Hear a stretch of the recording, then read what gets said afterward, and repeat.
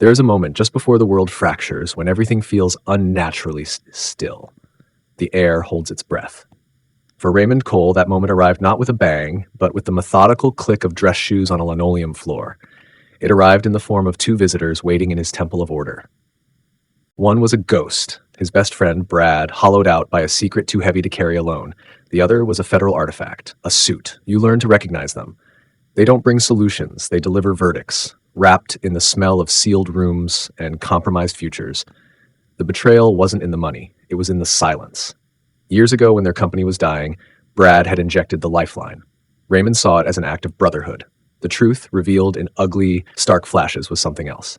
A loan shark, a cartel, a ledger with Brad's name highlighted. He had paid back the cash, but debts to men like that are never truly settled. They compound in threats, in leverage, in the slow poison of future investments.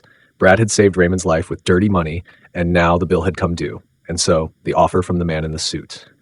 A surgical solution.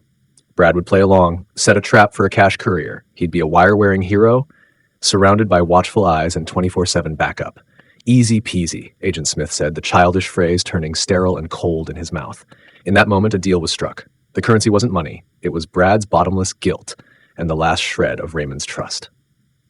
The product to be delivered was a man's fate.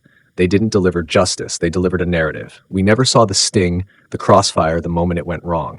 We saw the aftermath through the cold, distorting lens of a news broadcast. Mugshots, a seized phone.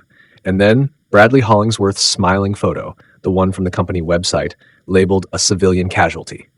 The man from the sealed room stood before flags and microphones and performed the final act of laundering.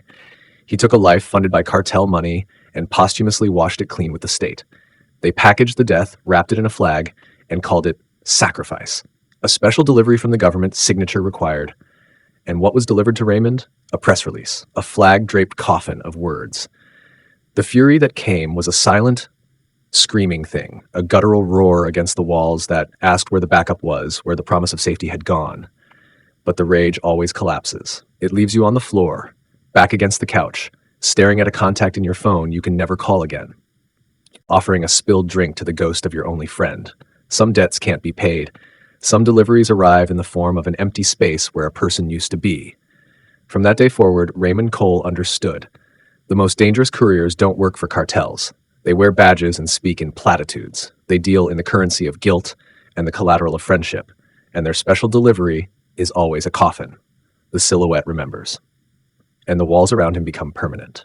La silhouette se souvient. Some debts are paid with money, some with stone, some with a friend's life delivered in a lie.